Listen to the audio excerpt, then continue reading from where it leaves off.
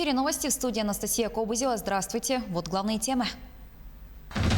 Прививочная кампания против гриппа продолжается в Алданском районе. Масштабную реформу техосмотра перенесли на следующий год.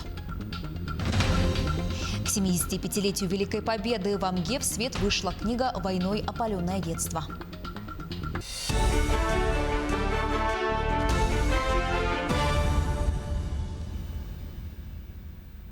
Прокуратура Якутска признала законным возбуждение уголовного дела по факту хищения свыше 5 миллионов рублей, выделенных в рамках федерального проекта «Современная школа».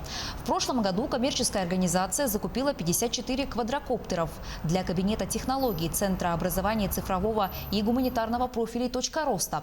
Однако по характеристикам они не соответствовали конкурсной документации и имели меньше технических возможностей.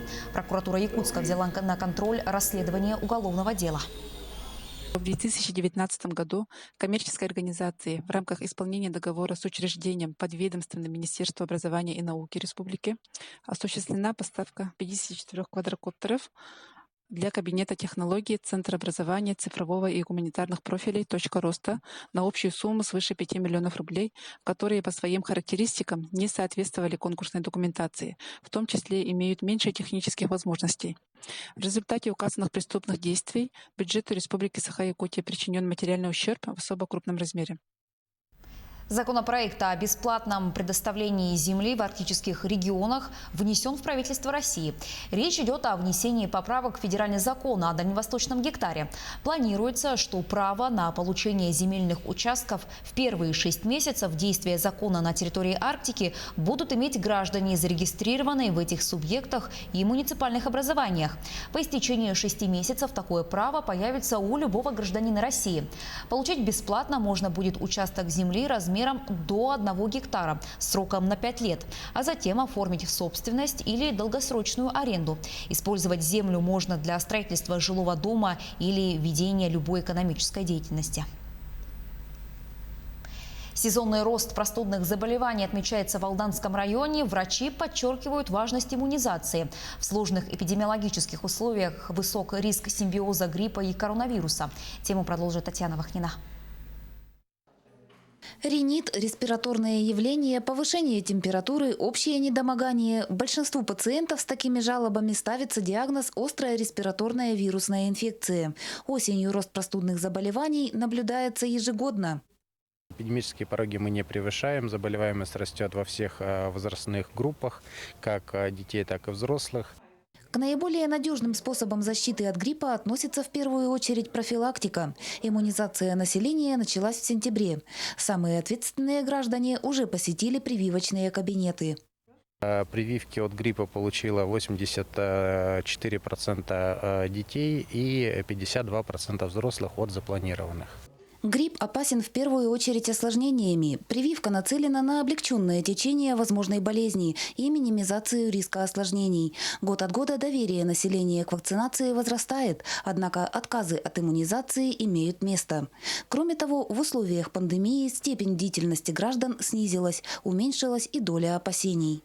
Население перестало соблюдать абсолютно масочный режим, в том числе имеется грубейшее нарушение в магазинах, крупных торговых центрах, на что обращено внимание оперштаба, и с прошлой недели начались усиленные рейды.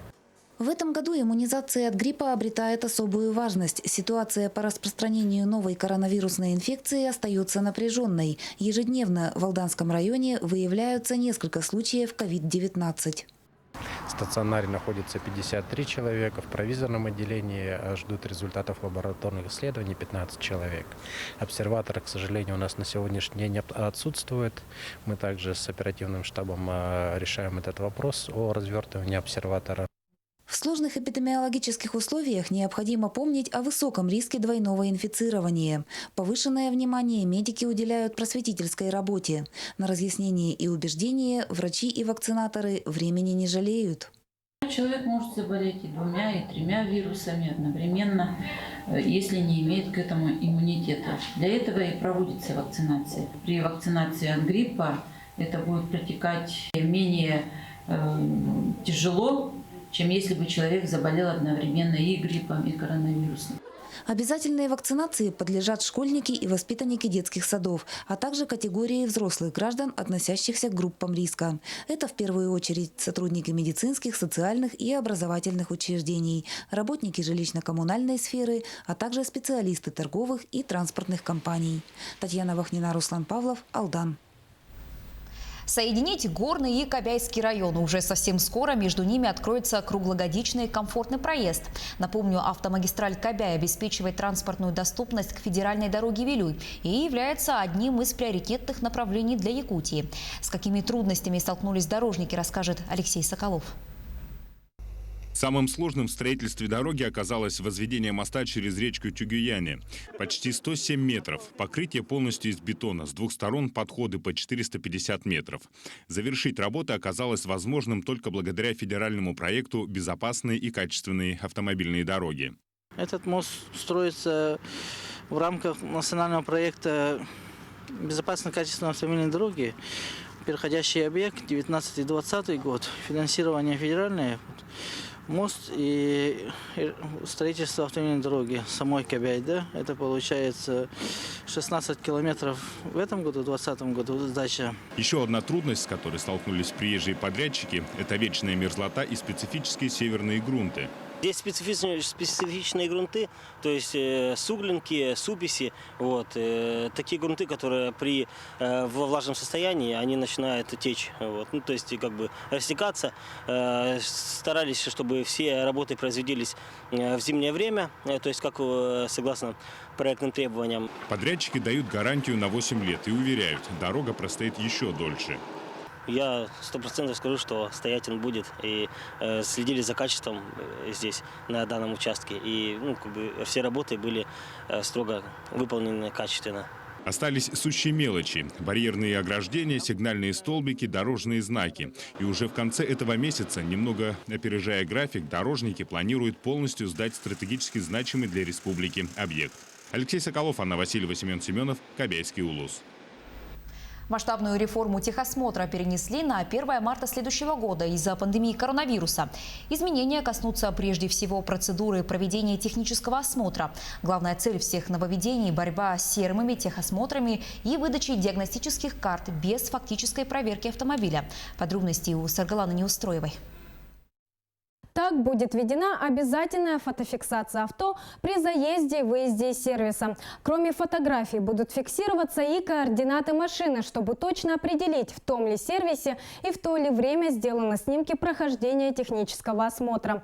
От прохождения ТО полностью освободят автомобили, выпущенные не более 4 лет назад. Штрафы за езду без техосмотра в размере 2000 рублей вступят в силу только с 1 марта 2022 года. Нарушения планируют фиксировать с помощью дорожных камер, сверяя регистрационный номер автомобиля с базой техосмотра.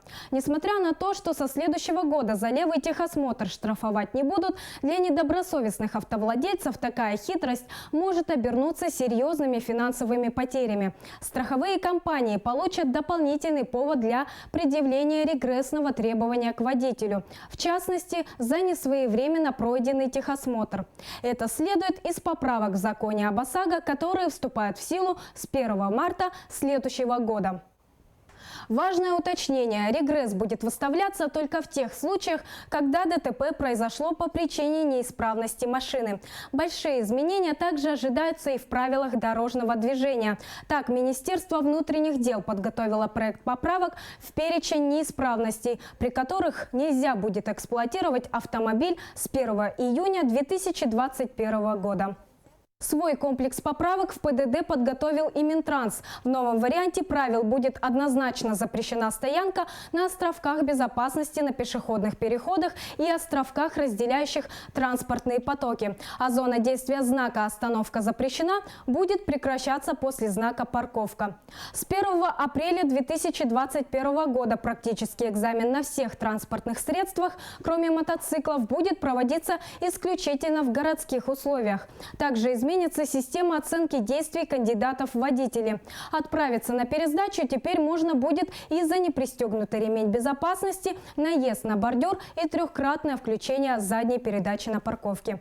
При этом практический экзамен на право управления мотоциклами, мопедами, квадроциклами и трициклами останется прежним.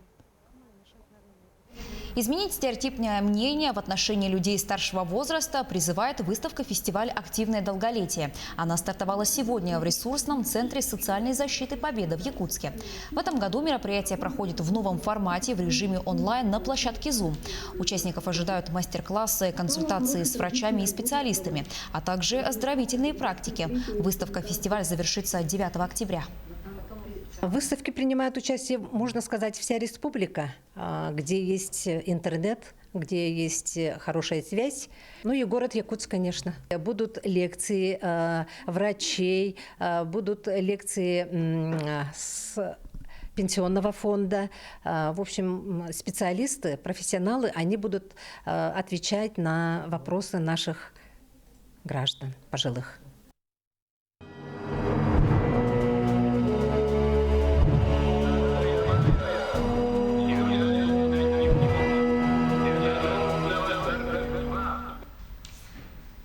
К 75-летию Великой Победы в Амге в свет вышла книга «Войной опаленное детство». Она рассказывает о детях войны, чьи судьбы связаны с Амгой. Те, кто родился, проживал и в настоящее время проживает в Амге. Большую помощь в составлении книги оказали учащиеся и учителя школ амгинского наслега, которые помогли в сборе материалов, воспоминаний, биографий и фотографий. Не все данные о детях войны удалось найти. На основе архивных данных ЗАГС авторы включили список всех, кто родился в Амге в период с 1927 по 1945 годы. Всего в этом списке 1080 имен.